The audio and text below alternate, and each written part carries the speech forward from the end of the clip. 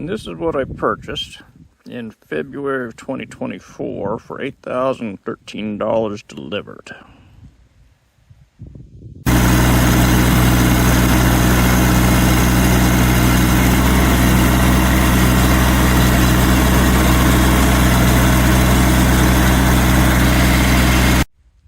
This box wasn't too bad. This one's a bit much for my little bitty tractor, but with some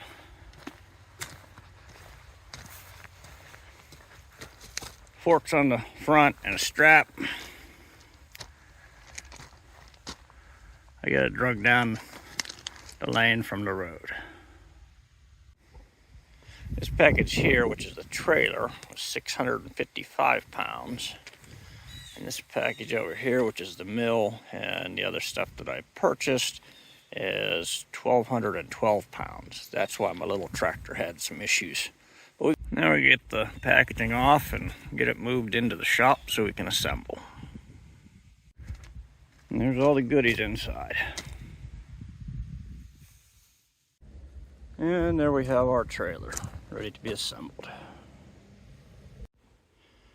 Okay, so I got the trailer box in on wheels so I can move it around, but seeing as how it's middle of maple sapping season, I gotta go out and do some sap stuff. I'll get back to it.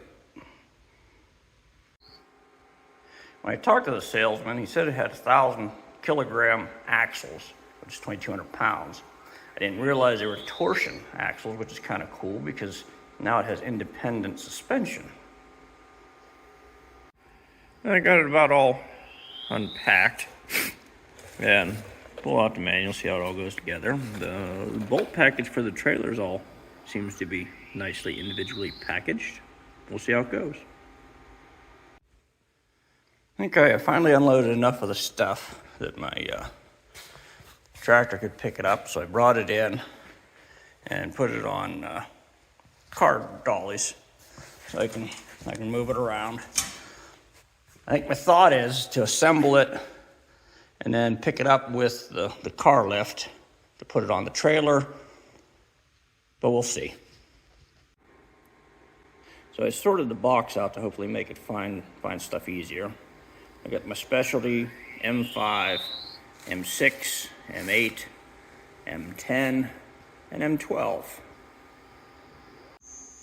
All right, I'm gonna try to lift this bad boy up out of the crate because I need to use that crate to assemble. See how it goes. Well, it's holding so far. We'll get it up out of there, get it on some blocks and whatnot, see if we can square it up. Well, my lift doesn't go quite high enough, but I'm sure these guys here are bendy enough. We'll get it out. All right, I got the saw head out, sitting on some blocks, supported by a jack in the back. I can carry on. Seems like that angle iron is being repurposed sooner than I thought, using it as a work surface. Well, I got the rails together and the sides of the trailer hung off the back. There's my little box up front. I think I'm gonna call it an evening. Okay, I'm back at it. I got the frame all assembled and torqued down. And after reading the instructions, I was supposed to assemble it on that crate there, the smaller one, so that I could put the jacks under it to lift this thing up and move the crate out. But honestly, I think it would have been a pain in the butt stooping down that low. I mean, even with my stools here to run around, it was kind of nice having it higher. And also, after reading documentation that I didn't get, that I got in a PDF afterwards, the saw head was supposed to stay in here and you unbolt these guys here on either side and lay it down. So we'll have to move that out of the way, but I got some lifting stuff here. We'll get it sorted out. After a little bit of getting your fox, chicken, and grain across the river ciphering, I think I got it sorted out.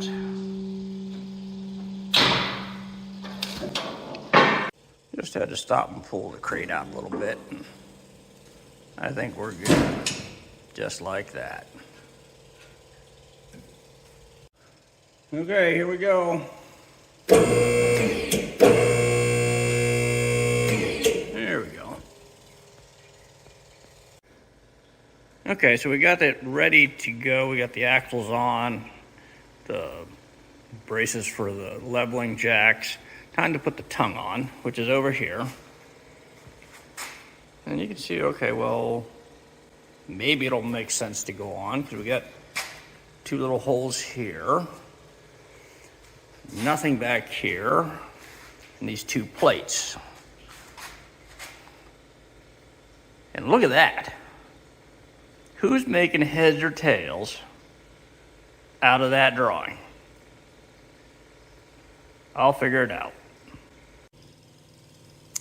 Well, I sorted out the tongue. Had to put this other cross member in here, and I'm not sure if they shorted me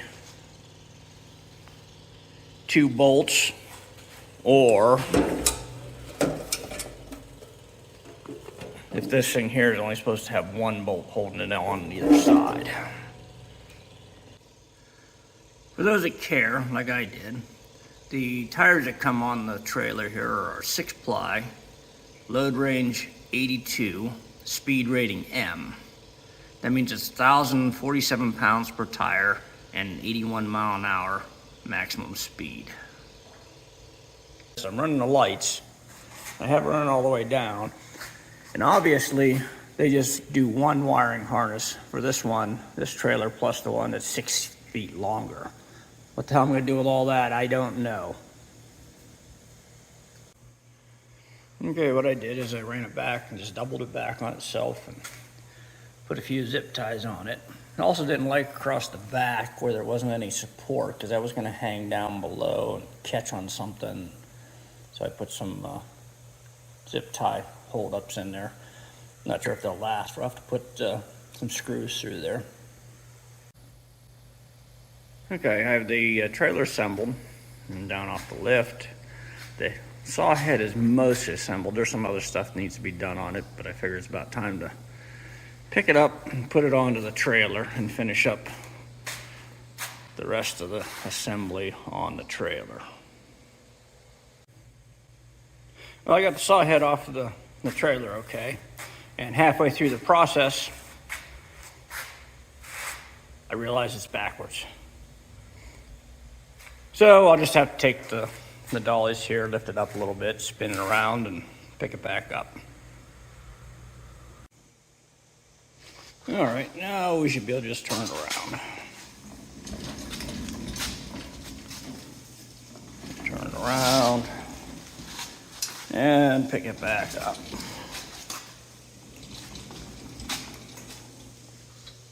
It'd be better because it's more centered in the lift anyhow. Yeah, that's what I planned to do. Okay, I got it sitting on the trailer, still supported by the lift. As you can see, I couldn't use the lifting hooks because my lift would not go quite high enough to get it onto the trailer.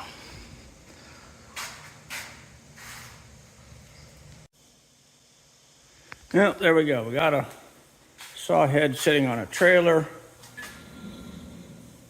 and it moves. We have some adjustment because like we are hitting like right up there. I was kind of concerned with that at first, but it's doing what it's supposed to do, so on we go.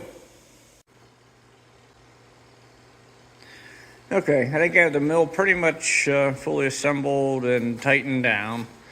One last thing I have to do, and it's kind of a potential grief I have, is put the hour meter on. They provide you with this hour meter here, which is the vibration thing. It's probably fine if the mill's gonna be sitting on the ground, but it's on wheels, so it's gonna be moving around. So I bought this one here, I don't know, for $13 or something like that online.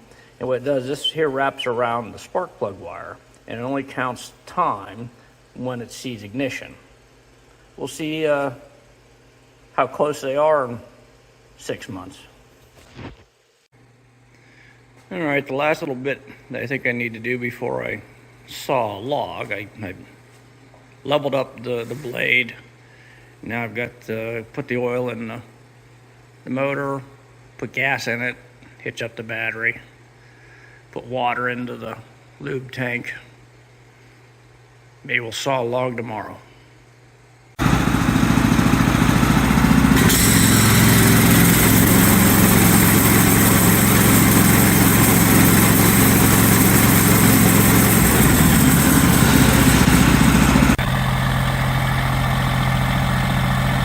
Well, came out to grab the first log that I'm going to saw. It's probably a little bit long. I'll cut it down to size when I get it down to the shop. I switched to the bucket once I got out of the woods. And you might ask, why did I bring a log to the sawmill when I bought a sawmill with wheels on it? Well, it's the first cut. You know, you like to be close to tools and whatnot if you need them. Okay, we pulled it out. We're going to try to cut our first log. We got the supervisor watching.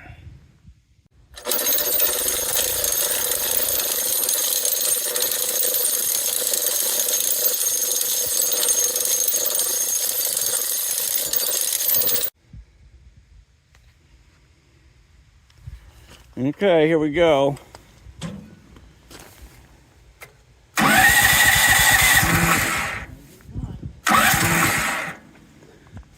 Choke it.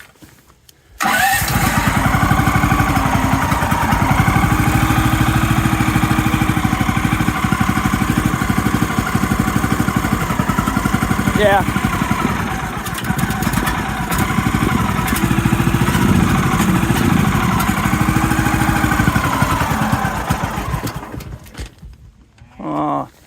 I think I might be out of fuel.